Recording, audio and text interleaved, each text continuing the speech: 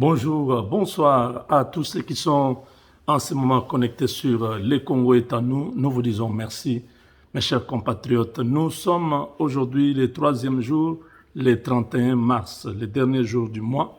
Donc, nous sommes en prière. Dis à Dieu quelque chose pour ton pays. Demande à Dieu quelque chose pour que Dieu le fasse. Ce que tu veux que le Congo devienne, déclare-le de ta bouche. Je veux que le Congo soit prospère, que le Congo soit en paix, stable, que le Congo se développe, que le Congo devienne une grande nation, que le Congo influence beaucoup de peuples, que le Congo influence beaucoup de nations à travers le Congo, que les peuples du monde puissent servir Dieu. À travers notre pays, que Dieu puisse faire des miracles, que Dieu fasse des prodiges, que Dieu puisse étonner le monde, que cette nation soit toujours en tête et non derrière, que nous soyons toujours attachés à Dieu, que Dieu puisse protéger son peuple, que Dieu protège notre gouvernement, que Dieu protège notre président, que Dieu protège notre armée, que Dieu protège notre police, que Dieu protège tous ceux qui travaillent nuit et jour pour le bien du Congo, que Dieu soit avec tous ceux qui ont une pensée positive pour cette nation, que Dieu fasse sa volonté sur cette nation et qu'il vienne, qu'il puisse installer son règne parmi nous. Voilà, mes chers amis, ce sont les déclarations que vous devez aussi avoir. Faites une déclaration pour le bien de notre pays. Je crois que le Seigneur, sur son trône, regarde et voit. Il entend. Là où il est, il n'est pas sourd, il n'est pas aveugle. Il entend, il voit. Donc, mes chers amis, aujourd'hui, c'est le dernier jour. Priez pour notre pays, que la guerre de l'Est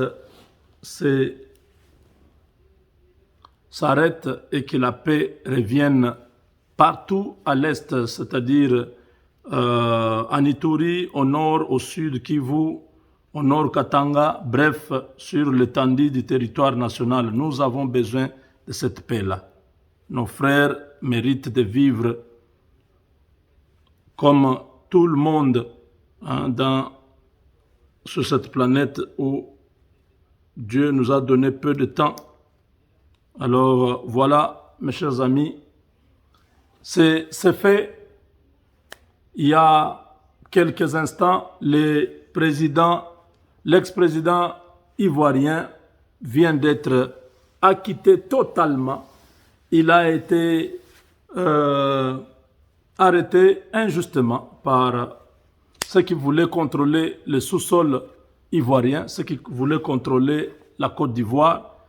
Mais aujourd'hui, après plusieurs années passées en détention à la Cour pénale internationale, le président Laurent Gbagbo retrouve sa liberté, une liberté totale. Une liberté totale, mes chers amis, c'est une grande joie pour tous les enfants d'Afrique. Nous sommes des enfants d'Afrique. C'est un des nôtres qui était incarcéré, arrêté injustement. Aujourd'hui, nous nous joignons à la joie de tous les Ivoiriens qui sont à travers le monde, tous les Ivoiriens de la diaspora qui ont accompagné le vieux pendant ces années d'incarcération, tous les Ivoiriens qui sont restés en Côte d'Ivoire. Nous fêtons ensemble avec vous. Vraiment, c'est une grande joie parce que à partir de maintenant, nous pouvons voir les vrais criminels aller en prison. Laurent Gbagbo doit rentrer maintenant dans son pays. Il doit rentrer servir son peuple. Alassane Ouattara a fait son temps. Maintenant, il doit savoir que tous les plans, toutes les stratégies qu'il avait montées avec les Français, ça n'a pas fonctionné. Il y a de nouveaux juges qui venaient de prêter serment, je crois 3. Et ces juges ont voté tous pour la sortie de Gbagbo de la prison. C'est vous dire que le temps passe très vite et les choses changent. Vous voyez, qui pouvait croire que Alassane Ouattara verra encore ce monsieur, son ennemi juré, l'homme qu'il pensait qu'il ne sortira pas. Il est bel et bien sorti de la prison, lui et Charles Blé Goudé, ils étaient tous poursuivis pour crimes contre l'humanité, accusés de crimes contre l'humanité, des choses fabriquées par ceux qui voulaient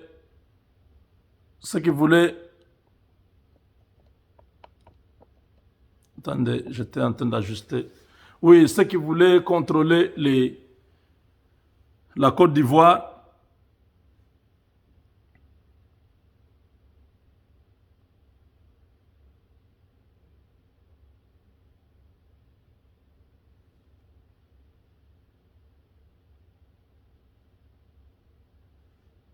C'est une très grande victoire de tous les peuples africains. Nous n'étions pas d'accord avec cette décision de la CPI qui avait gardé quelqu'un injustement pour permettre à l'autre de régner. Le même scénario a été fait avec l'ex-président congolais. Quand l'ancien président Kabila avait organisé les élections, il a perdu, mais comme ceux qui voulaient contrôler la RDC voulaient que lui soit là, on a changé Jean-Pierre Bemba, qui avait gagné les élections. On a négocié avec lui pour qu'il accepte de laisser à Kabila le pouvoir.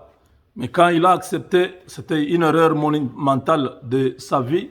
Ça lui a coûté 10 ans de prison. 10 ans de prison, vous comprenez. Pendant les 10 ans, il a laissé l'autre continuer à gérer le pays de la manière dont les Occidentaux et les autres voulaient. Ils ont pillé le pays, ils ont détruit l'économie. Bref, aujourd'hui, c'est le même scénario que les Français. Curieusement, ce sont les Français qui ont fait sortir Jean-Pierre Bemba de la prison. Donc, quand ils voient qu'ils sont au bout de leur stratégie pour essayer de récupérer la situation, ils libèrent la personne. Vraiment, une grande joie à Abidjan. Nous sommes tous dans la joie, mes chers compatriotes. Mes chers frères africains, pas compatriotes parce que c'est la Côte d'Ivoire, mes chers frères africains de la Côte d'Ivoire, nous sommes très heureux, très contents.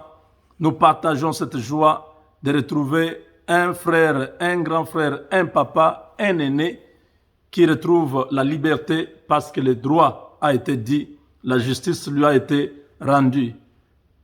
Laurent Gbagbo a souffert de l'humiliation, on l'a humilié, on l'a arrêté comme un malfrat, avec sa femme humiliée. Tous ces militaires, la plupart de tous ceux qui étaient à l'époque, beaucoup sont morts de poison, beaucoup sont morts de maladies compliquées. Laurent Gbagbo leur avait dit, ces gens-là ne comprenaient pas. L'homme que vous voyez là, la plupart d'entre vous seront morts. Certains iront en exil. Et tout ce qu'il avait dit, voilà.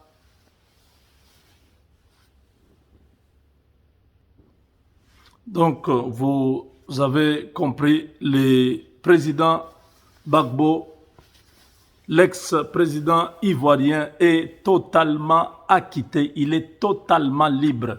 Maintenant, il y a une question, comment il va rentrer en Côte d'Ivoire, parce que celui qui avait boutiqué son arrestation est au pouvoir.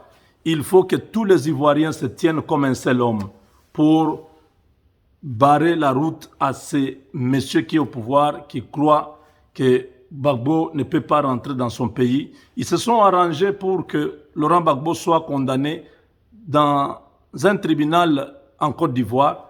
Mais vous savez, si le président Gbagbo a été acquitté au niveau international, il n'y a aucun autre tribunal qui peut le condamner.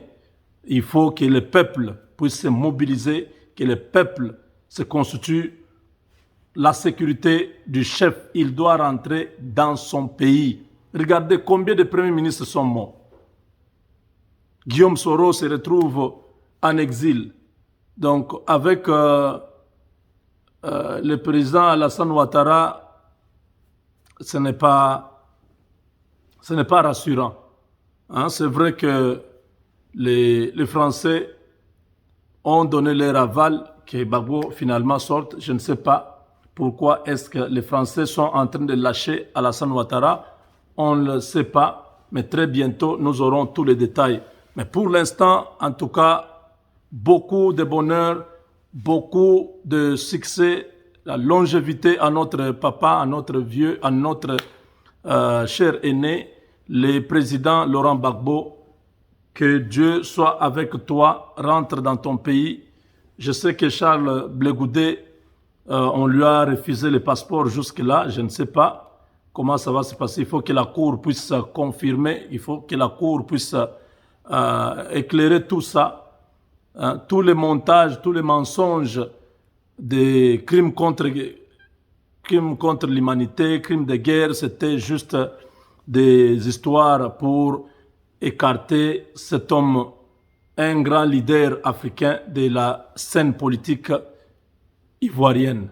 En tout cas, au Niger, aujourd'hui, à 3 heures du matin, il y a eu tentative d'un coup d'État. Vous savez que le Niger a élu un nouveau président et que les cérémonies d'investiture, c'est prévu dans 2 jours. Mais 2 jours avant, voilà, une unité commando de l'armée de l'air du Niger plutôt, a attaqué le quartier présidentiel pour tenter de neutraliser les hommes politiques et récupérer le pouvoir par la force. Ça n'a pas fonctionné, ça n'a pas marché. C'est comme au Mali, ils ont réussi à faire partir le président. Je crois que le président là est mort. Non, peut-être c'est l'ancien président qui est mort au Mali. Est-ce que le président malien... je n'ai pas bonne mémoire, je ne veux pas parler n'importe quoi. Attendez une minute. Oui, ce n'est pas... Ibeka qui était mort, c'est ATT qui était mort. Amani Toumani Touré, ça c'est l'ancien président malien qui était mort. Mais Ibeka, Ibrahim Boubacar Keïta, lui a été chassé du pouvoir par le colonel Goïta Assimi. Colonel Goïta Assimi, avec ses amis de commando, avait pris le contrôle de la présidence. Ils ont arrêté le président Ibrahim Boubacar Keïta et le coup d'État avait réussi. Ils ont récupéré le pouvoir. Je crois qu'il y a eu la transition. Ils sont encore en transition parce que jusque-là, il n'y a pas un nouveau président.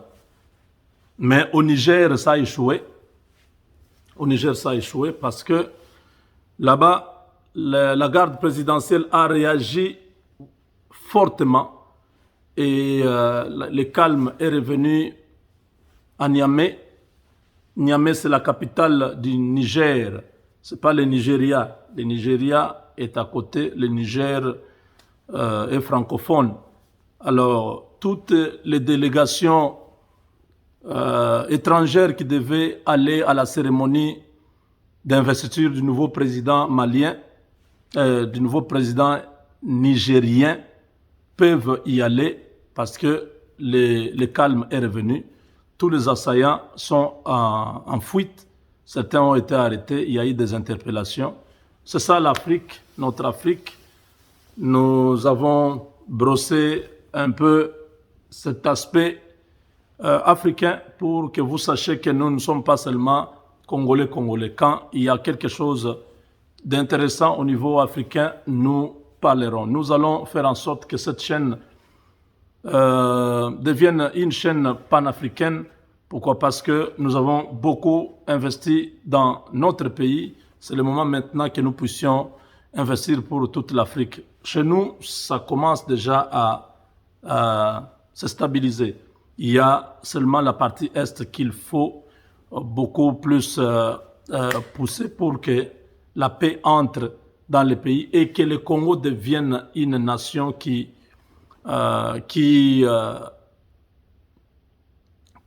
va élever toute l'Afrique, parce que tout est là pour que le Congo puisse jouer ce rôle de leader.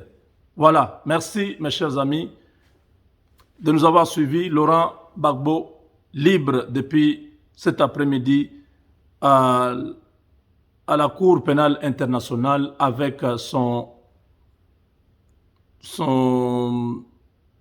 lieutenant Charles Blé Goudé. Voilà, tous deux libres à Abidjan.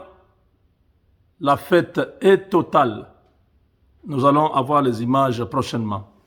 Avec Dieu, nous vaincrons.